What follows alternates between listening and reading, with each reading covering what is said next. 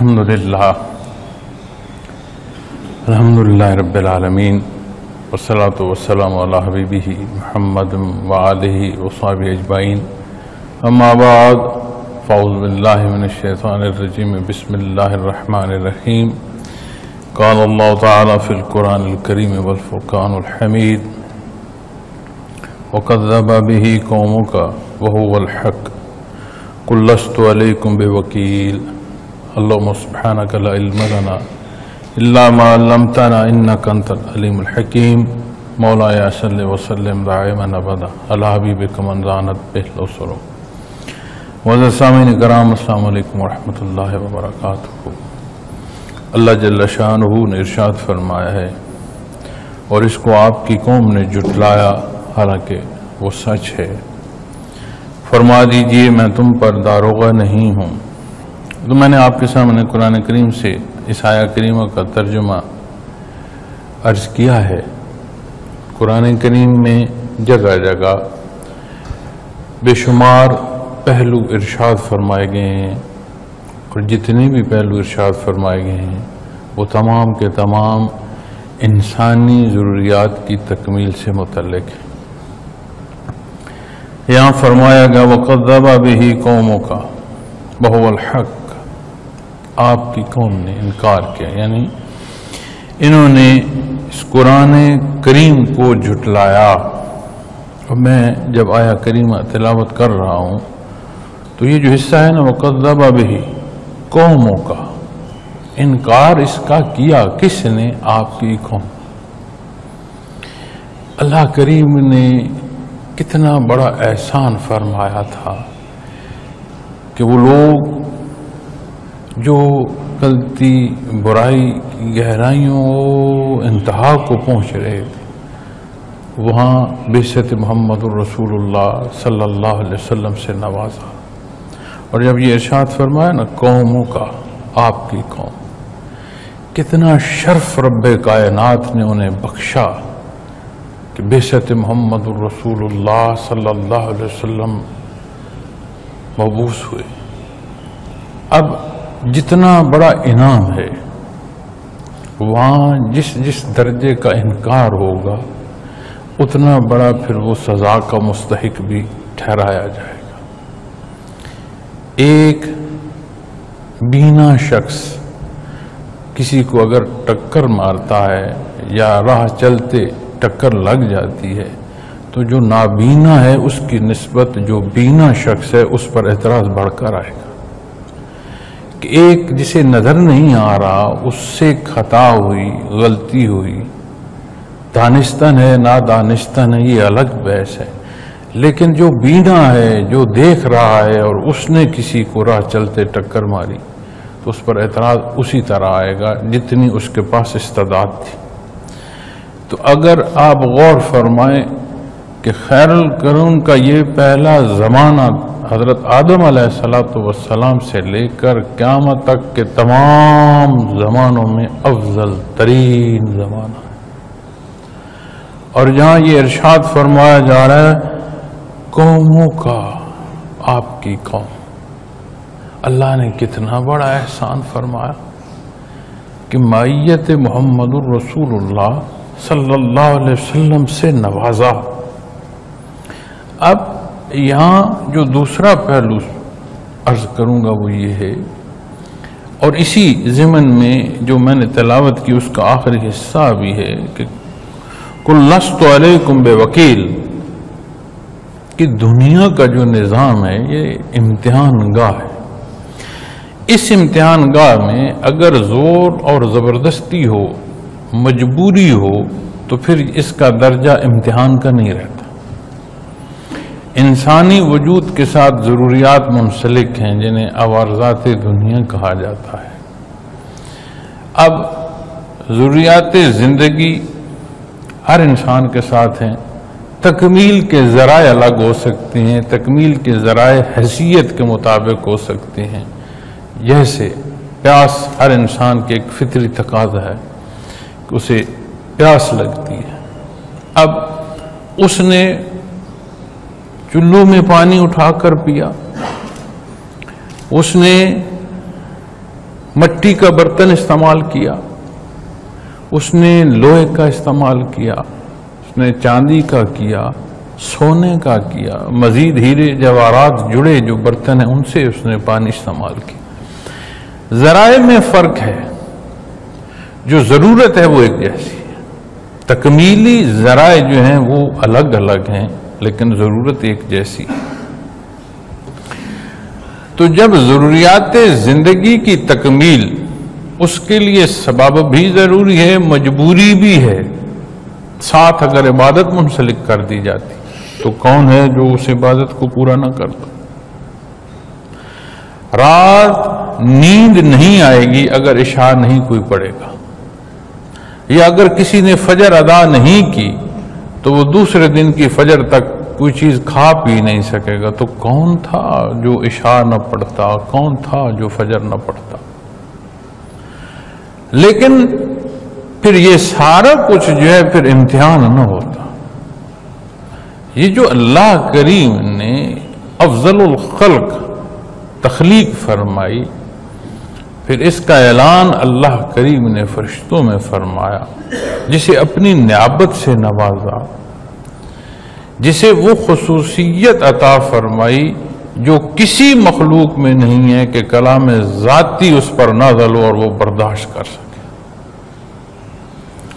پھر قرآن کریم میں مختلف جگہ پر یہ پہلو بھی ملتا ہے کہ اگر اللہ کریم چاہتے تو سارے کے سارے ایک ہی جماعت ہوتے۔ ایسا بھی ملتا ہے کہ اگر اللہ کریم کچھ ایسا نازل فرما دیں، کوئی ایسا حصہ آسمانوں سے اتار دیں، ان کی گردنیں جھک جائیں، یہ مجبور ہو جائیں ماننے کو۔ لیکن یہ سارا حصہ جو ہے پھر اس زندگی کو امتحان کی صورت میں نہ رہنے دیتا، اس کی حقیقت اور ہو جاتی، اس کا انداز اور ہو جاتا۔ تو یہاں جب فرمایا گیا کہ اس قرآن کو آپ کی قوم نے جھٹلایا، وہ الحق، حالانکہ وہ سچ ہے، تو قرآن کریم حیات انسانی کے ہر بحر میں رہنمائی فرماتا ہے۔ کلام ذاتی ہے، اس کا اٹھانا، اس کا دیکھنا، اس کی تلاوت، اس کا ہر پہلو بابرکت ہے، اور جو مقصد حیات سے حصے آشنا کرتے ہیں وہ زندگی کے ہر بحر میں ہر ضرورت کو مخاطب بھی فرماتے ہیں، رہنمائی بھی فرما رہے ہیں۔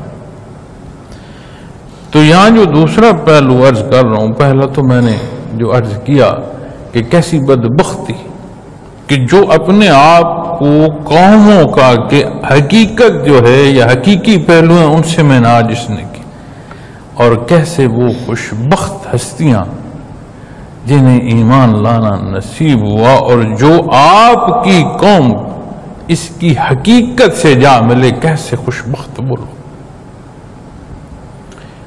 وہ لوگ جو مترجم نبوت کے زمن میں اللہ نے قبول فرمائے، آج تک اس تسلسل کو پہنچانے کا سبب بنے، تو پہلی جماعت تو صحابہ کرام رضوان اللہ علیہم اجمعین کی ہے۔ وہ لوگ جو اس کرم اور احسان میں جنہیں اللہ کریم نے ایمان لانا نصیب فرمایا، آج جب بات اعتراض کی آتی ہے صحابہ کرام رضوان اللہ علیہم اجمعین پر، تو ان سے شخصی عداوت نہیں ہے، یہ وہ بغض، وہ عناد جو اسلام سے ہے، جو نبی کریم صلی اللہ علیہ وسلم کی ذات کے انکار سے ہے، جو اللہ جل شانہ کے ارشادات پر رضا نہ ہونے کا سبب ہے، یہ وہ حصے ہیں کہ پھر کوئی چارہ نہیں ہے سوائے صحابہ کرام رضوان اللہ علیہم اجمعین کی ہستیوں پر اعتراض اٹھایا جائے۔ چونکہ جب لسان نبوت کو آپ جانچیں گے تو وہ حصہ صحابہ کرام رضوان اللہ علیہم اجمعین پر آتا ہے، وہاں اعتراض کیا جائے گا تو اسلام میں رد و بدل کی کوئی گنجائش بنانے کی کوشش کر سکے گا، وگرنہ وہ تسلسل سے ارشادات محمد رسول اللہ صلی اللہ علیہ وسلم کو مخلوق خدا تک نہ صرف تقریری عملی طور پر پہنچانے کا سبب ہے۔ اور آج تو ہم پورا زور بیان لگاتے ہیں، تحریروں میں جانے ایک طرح سے تحریر شروع کرتے ہیں اور اختتام تک پہنچتی ہوئی سمجھ نہیں آتی کہ کتنے صفحے ہم نے لکھ دیے ہیں۔ تبلیغ کو نکلتے ہیں تو بھول جاتے ہیں کہ جانے پیچھے جو میرے فرائض ہیں ان کی حیثیت کیا ہے۔ درس و تدریس میں آتے ہیں تو ہم اس حصوں کو پہنچ جاتے ہیں کہ میں اتنا بڑا فاضل ہوں، اس سے آگے اور کسی کا کیا مقام ہو سکتا۔ بے شمار گرداب ہے جس میں دھنستے چلے جاتے ہیں، اور دین کا اختیار کرنا اور دین کا پہنچانا یعنی تبلیغ بہترین مثال جو ہے وہ صحابہ کرام رضوان اللہ علیہم اجمعین کی ہستی سے، کلام نہیں، تقریر نہیں، تحریر نہیں، عمل اس درجے کا اور اتنا سچا عمل ملتا ہے کہ اسے دیکھ کر کافر مسلمان ہوئے، اس برتوق سے گزر کر جو مفتوح علاقے تھے وہ اسلام میں ایسے داخل ہوئے کہ ان سے آگے اسلام پہنچانے کا وہ لوگ سبب بنتے چلے گئے۔ تو جب قرآن کریم کی حقیقت کو دیکھو گے تو اسی دنیا میں، اسی گرمیوں کی تپش، سردیوں کے جاڑے میں اللہ کی وہ مخلوق عملی صورت میں اختیار کرتی ہوئی نظر آئے گی۔ پھر ایک تیسرا پہلو یہاں عرض کرتا ہوں، اور آج کے حالات کو دیکھتے ہوئے اس کے پس منظر میں عرض کرتا ہوں۔ امت کی بھی بات ہوتی ہے، امت کی تکالیف کی بھی بات ہوتی ہے۔ وہ موضوع وطن عزیز کے کسی پہلو پر اجاگر بات کر رہا ہو یا ہمارے کشمیری بھائی جو ہیں ان کی تکالیف کا جو ہے اظہار کر رہا ہو، آج اس اظہار یکجہتی میں پوری پاکستانی قوم کا یک زبان اظہار میں کھڑا ہونا کوئی پہلو لے، میں حیران ہوتا ہوں۔ امت مسلمان، ظالم مظلوم، ساری بحث ہے، لفظ اسلام پر کوئی بات نہیں ہو رہی۔ بھائی مسلمان تب ہے جب اسلام پر ہے، اور جب اسلام پر ہے تو پھر یہ مظلومیت نہیں رہتی۔ پھر جنہیں مظلومیت میں بھی درجہ شہادت نصیب ہوا وہ زندوں کے درجے میں رب کائنات نے فرمائے، پھر ہار ان کا مقدر نہیں ہوا کرتی، شکست ان کے نام کے ساتھ منسوب نہیں ہوتی۔ دکھ ہوتا ہے کہ جب ہم اس تکلیف پر بات کرتے ہیں، اس کے مداوع پر بحث کرتے ہیں، اظہار محبت اور ہر پہلو پر سارے الفاظ استعمال کرتے ہیں، لفظ اسلام ہماری گفتگو میں نہیں آتا۔ میں نے نہیں سنا کہ کوئی لفظ اسلام پر حالات کو لا کر اس کا علاج ڈھونڈ رہا ہو۔ محترم سامعین کرام، جتنے پہلو اسلام نے تعلیم فرمائے ہیں عین انسانی ضرورت کے مطابق ہیں۔ اب اگر عمومی معاشرے میں زندگی بسر کر رہے ہیں جسے جہاد بن نفس فرمایا گیا ہے، تو کتنے زیر و بم آتے ہیں زندگی میں، کتنے پسند و ناپسند کے پہلو آتے ہیں، کتنی ایسے حصے جن پر انسان چاہ کچھ رہا ہے، اظہار کچھ کر رہا ہے، درکار کچھ ہے، مانگ کچھ اور رہا ہے۔ یہ کتنے پہلو ہیں، لیکن جب جہاد بن نفس کی بات آئے گی تو اپنی ہر خواہش کو رب کائنات کے حکم پر قربان کر دیا جائے۔ جہاں کلام ذاتی جہاد بن نفس کی تعلیم دے رہا ہے، جہاں ارشادات محمد الرسول اللہ صلی اللہ علیہ وسلم جہاد بن نفس کی نزاکت بیان فرما رہے ہیں، وہاں ایسے حالات میں جہاد بالسیف کا بھی ارشاد فرمایا گیا ہے۔ میں نے نہیں سنا کہیں لفظ جہاد کا کسی کے منہ سے اظہار، میں نے نہیں سنا آج تک۔ یہ جتنے دنوں سے ہم اس ساری تپش میں نے نہیں سنا. اور جب ہم اصل مرض پر نہیں جائیں گے تو دوا ممکن نہیں ہے. نہ میرے کہنے کا یہ مقصد ہے کہ جو میں کلام کر رہا ہوں یا جو سماعت کر رہے ہیں ہم اٹھیں اور آ کر تلوار اٹھا لیں. اس کا نظام ہے، نسق ہے. اس ذمہ داری کا تعین اسلام فرماتا ہے. کس کس کے ذمے ہے یاد رکھنا. جتنا کردار میرے ذمے ہے اور جتنا کردار مقتدر حصوں تک، عامت الناس سے لے کر آخری طاقت رکھنے والے بندے تک، جتنا جتنا حصہ ہے ان مظلومین کے ایک ایک خون کے قطرے کا حساب روز محشر دینا ہوگا. آج ہم بچتے رہیں فلاں ملک ناراض ہو جائے گا، فلاں قوم ناراض ہو جائے گی. اس سارے میں کوئی کسر رہ گئی ہے کہ ہمیں جہاں ہم پر ظلم نہ کیا گیا؟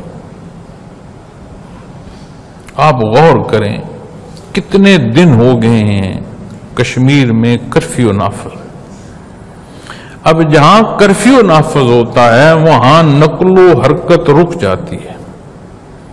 2-4 دن شمالی علاقوں میں بارش آتی ہے تو یہاں ہم تک خبر آتی ہے کہ ضروریات زندگی ناپید ہو گئیں. آٹا، دال، سبزیاں، ہر ایک نے اتنا تو سٹاک نہیں رکھا ہوا کہ سال بھر کا اس نے رکھا. ایک نظام زندگی ہے جو تسلسل میں چلتی ہے. ہر ایک کی ضرورت دوسرے سے منسلک ہے. تو یہ ضروریات کی تکمیل ہوتے ہوتے ہر ایک کی ضرورت جو ہے وہ اس کی مطابق پوری بھی ہو رہی ہوتی ہے، اور ایک معاشرتی حصہ جو ہے اس کا دائرہ اور سرکل بھی چل رہا ہوتا ہے اور پورا ہو رہا. آپ غور تو کریں کتنے دن ہو گئے. وہاں دوا تو کجا، نوالا میسر ہے کہ نہیں ہمیں نہیں معلوم. کسی کی عزت کا لٹنا تو کجا، کسی کی عزت محفوظ رہی یا نہ رہی ہمیں یہ بھی معلوم. من حیث القوم جمعۃ المبارک کے دن اگر اتنا بھی ہم نہیں سوچ سکتے کہ اس اظہار کو جمعۃ المبارک کی ادائیگی کے ساتھ منسلک کر دو، ہر جگہ ہر مسجد میں جمعے کا اجتماع ہو رہا ہے، جمعے کی ادائیگی بھی ہوگی، گفتگو بھی ہوگی، اور اسی اجتماع کا باہر نکل کر اظہار سہل بھی ہوگا. اظہار سے مجھے اعتراض نہیں ہے. میں طریقے کو سوچ رہا ہوں کہ آدھے گھنٹے کو آپ پورا ملک بند کر دیں تو اس سے جو نظام ہستی یہاں چل رہا ہے مزید رکاوٹ کو اس میں سبب بنے. تو ہم جو بھی قدم اٹھا رہے ہیں یا جس راہ کو چل رہے ہیں، کاش ایک لفظ پر متفق ہو جائیں، اسلام. یہ جو رب کائنات فرما رہے ہیں وَكَذَّبَ بِهِ قَوْمُكَ وَهُوَ الْحَقُّ، یہ قانون ہے. جب جب یہ آئے گا حق سے دوری ہوگی. حق سے دوری ظالم بھی پیدا کرے گی، اور جب ظالم پیدا ہوں گے تو مظلوم بھی ضرور ہوں گے. اور اس کے حل کے لیے واپس حق پر نہ جایا جائے، جہاں جہاں کی بات کی جائے انصاف نہیں ہو سکے گا. اس مشکل کی گھڑی میں تمام ضمنی اعتراضات کے باوجود من حیث القوم ہمیں اتفاق اتحاد کی بھی ضرورت ہے.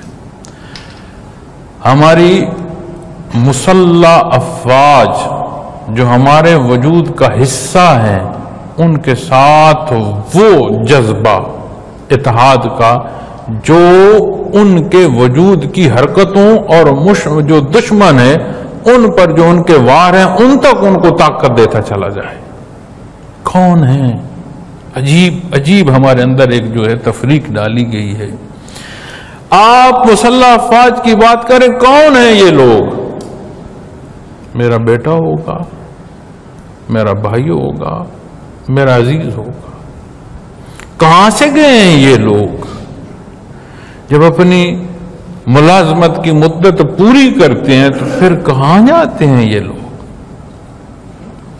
پھر پورے گھر میں کیا سارا خاندان ہی مسلح افواج میں ہے؟ تو جو ایک فرد اپنے پورے گھر سے مسلح افواج میں، اس کا باقی گھر کہاں ہے؟ یہ وہ تفریق ہے جو دشمن ہمارے اندر ڈال رہا ہے، ہماری بدعملی ہے، بے عملی ہے، جو اس کو مزید ہوا دے رہی ہے، اور ہم مزید تفریق سے تفریق دار ہوتے چلے جا رہے ہیں۔ اور یہی پہلو جو ذمہ داران ہیں ان سے بھی عرض کروں گا، اگر آپ بھی یہ سمجھیں کہ ہمارا ادارہ یا ہمارا نظام الگ ہے تو یہ خطا ہے، یہ ہمارا تمہارا نہیں ہے، یہ ہم سب جمع کے صیغے میں ہے، یہ ملک ہمارا ہے، یہ ادارے ہمارے ہیں، یہ لوگ ہمارے ہیں۔ اس سارے میں خرابی کا سبب بھی ہمارا کردار ہے، کسی ایک کو مورد الزام نہیں ٹھہرایا جا سکتا۔ آج میں جو بات کر رہا ہوں، میں کسی فرد واحد کو یا کسی ادارے کو دیکھ کر بات نہیں کر رہا، میں تو اس درد کا اظہار کر رہا ہوں کیونکہ اسی معاشرے کا فرد ہوں۔ اور ایک بات میں پورے دھیان سے جس کا خیال کر رہا ہوں یہ ہے کہ میں محض اعتراض برائے اعتراض پر بات نہیں کر رہا، اس سارے ماحول میں اپنے آپ کو اس کے درمیان رکھ کے بات کر رہا ہوں، اور ایک درد بھری صدا ہے جو اپنی تمام قوم سے بھی ہے، اپنے تمام ذمہ داران سے بھی ہے کہ یہ وقت گزر جائے گا کہ جو فرمایا میرے رب کائنات نے، قُلْ لَسْتُ عَلَيْكُمْ بِوَكِيلٍ، فرما دیجئے میرے حبیب صلی اللہ علیہ وسلم، میں تم پر داروغہ نہیں ہوں۔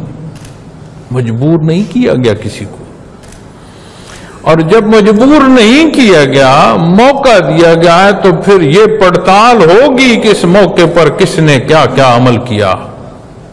جس درجے کا، جس حیثیت کا کوئی حامل ہوگا، اس درجے کی اور اس حیثیت کی روز محشر جواب دہی ہوگی۔ کتنا خوبصورت ملک ہے۔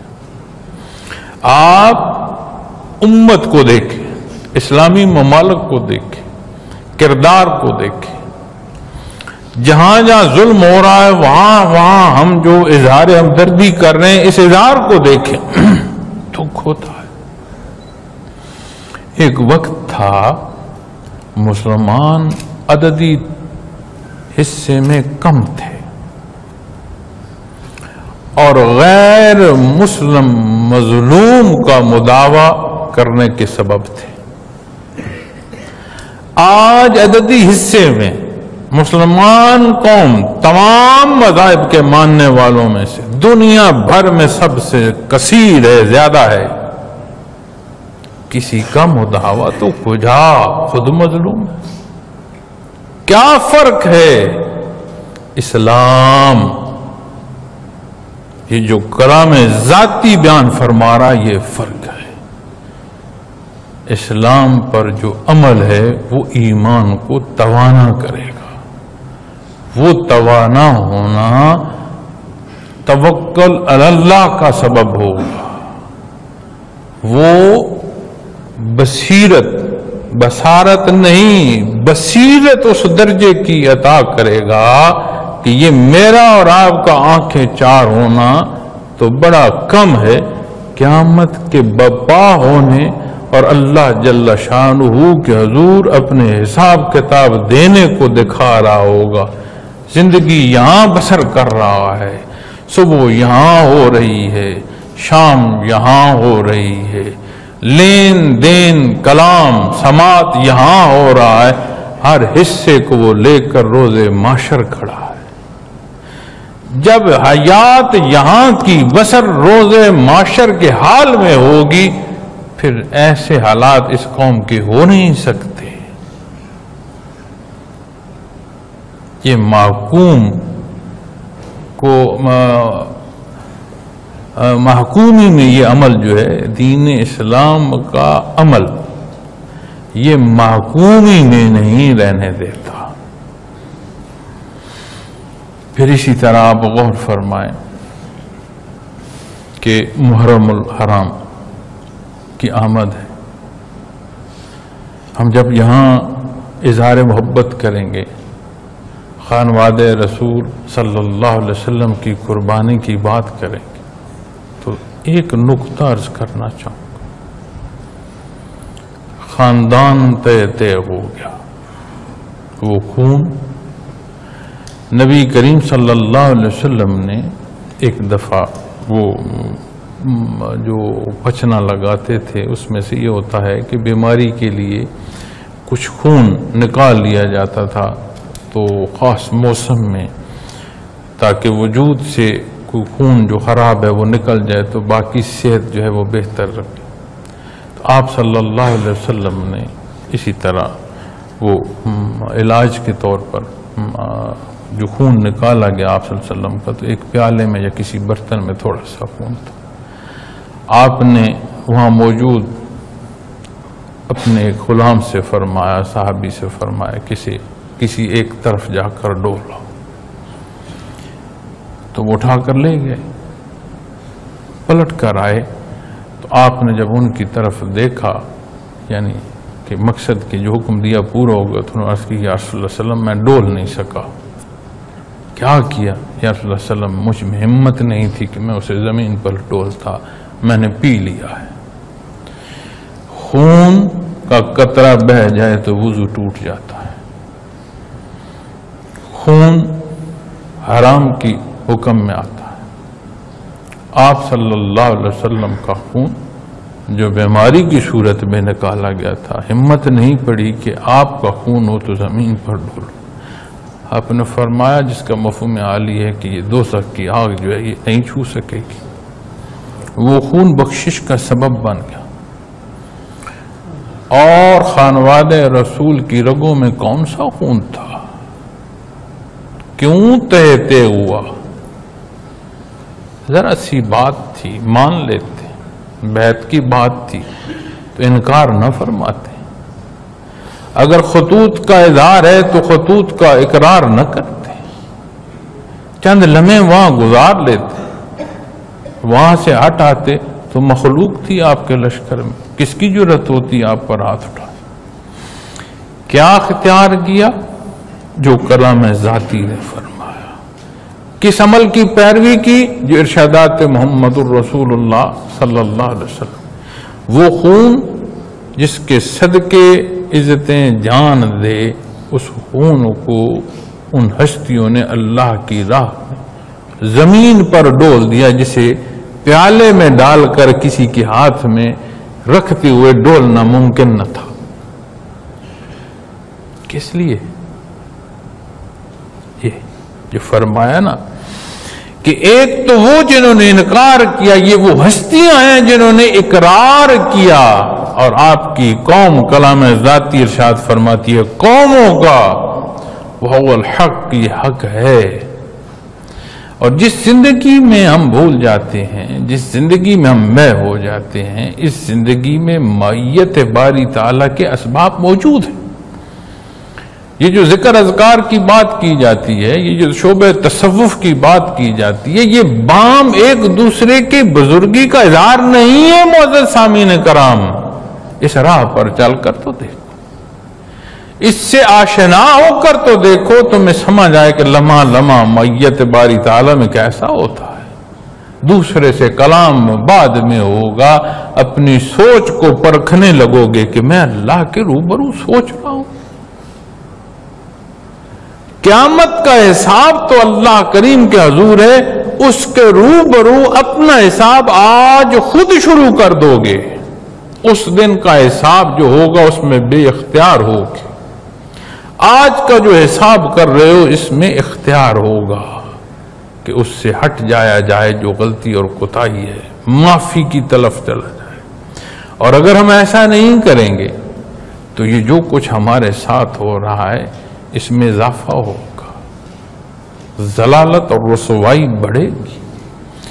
تو جو لفظ مسلمان ہے اس کی حقیقت اسلام میں ہے. کیوں گھبراتے ہو اسلامی احکامات پر بات کرتے ہوئے؟ اسلامی اصولوں کو بیان کرتے ہوئے کیوں گھبراتے ہو؟ کیا جن کا ڈر ہے ملک الموت کو روک لیں گے؟ کیا جن کا ڈر ہے اگر اللہ کو زندگی منظور ہوئی تو یہ موت دے لیں گے؟ کیا جن کو دیکھ کر معیشت کی باتیں کرتے ہو اور جس ریاست مدینہ کی مثال ہم دیتے تھکتے نہیں ہیں، وہاں کیسر و کسرا نے خزانے بھیجے تھے، پیٹ پر پتھر بھی باندھے گئے، لیکن بات انصاف کی گئی، بات اس اصول کے تحت کی گئی جو رب کائنات نے ارشاد فرمائے. اور یاد رکھیے گا معزز سامعین کرام، جیسے یہ ایک وقت یا ایک قوم کو مخاطب نہیں نہ فرمایا گیا، ایک اصول بیان فرمایا گیا ہے. وَكَذَّبَ بِهِ قَوْمُكَ وَهُوَ الْحَقُّ، یہ ارشاد محض اس وقت تک کا نہیں ہے، ایک قوم تک کا نہیں ہے.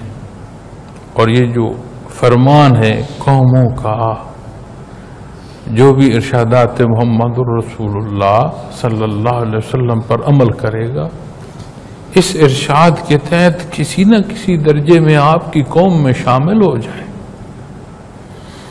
میں رہتا کہاں ہوں، میرا رنگ و نسل کیا ہے، میری حیثیت کیا ہے، لیکن جب بات امتی کی آتی ہے تو امتی کس کے ہو؟ محمد الرسول اللہ صلی اللہ علیہ وسلم. تب اگر کسی نے انکار کیا تو جو نتائج پائے، آج کا انکار بھی اسی طرح کے نتائج پر پہنچائے گا.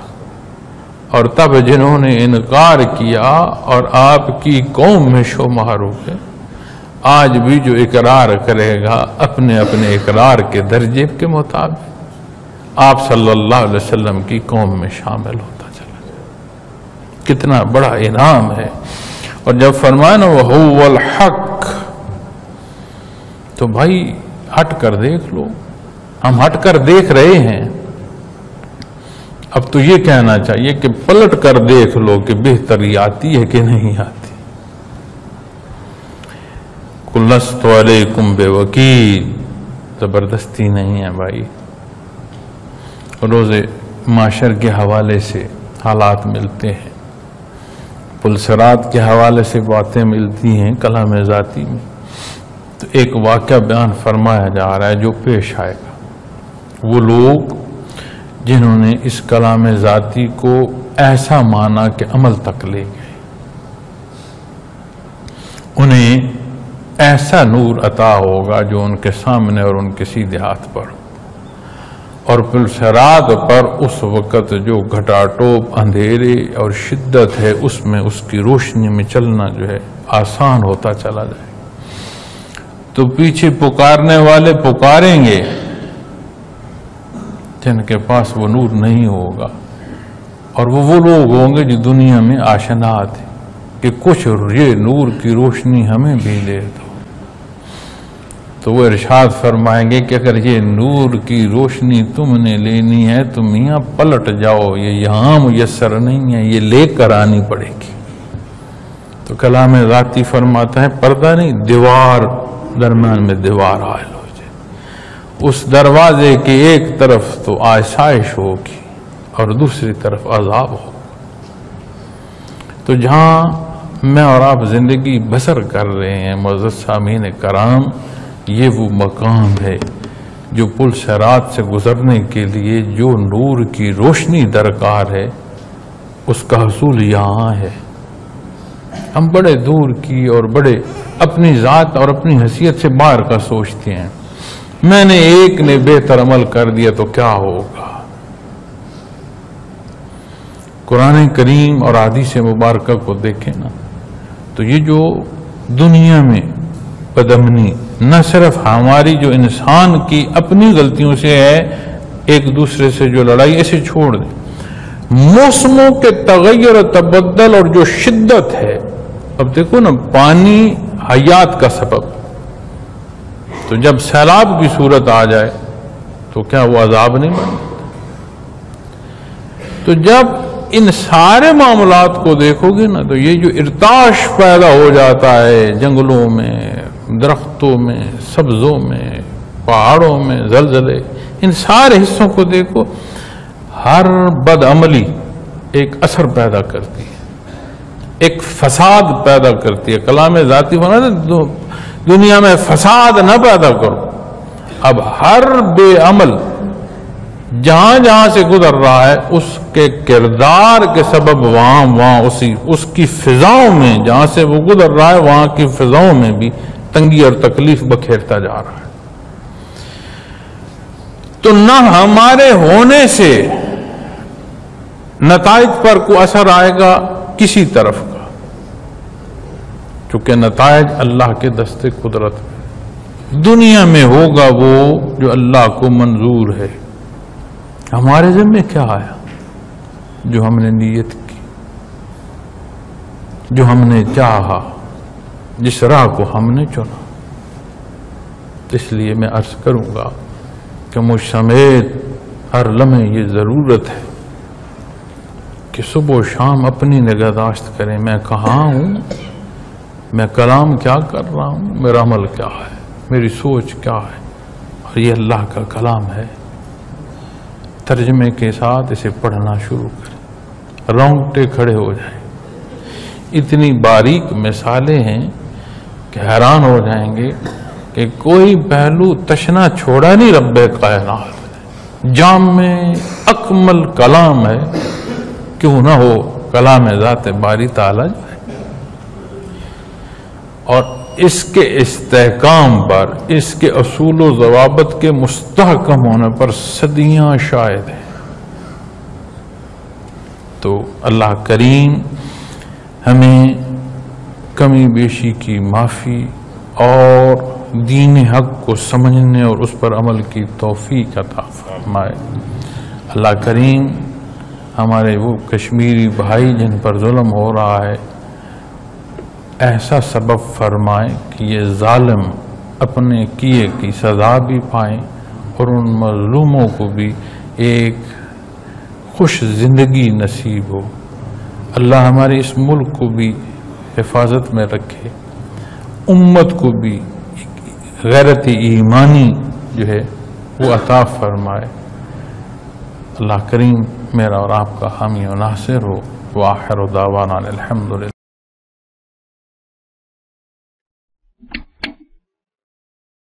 اگر آپ کو یہ ویڈیو پسند آئی تو لائک، شیئر اور سبسکرائب کرنا نہ بھولیے۔ اللہ حافظ۔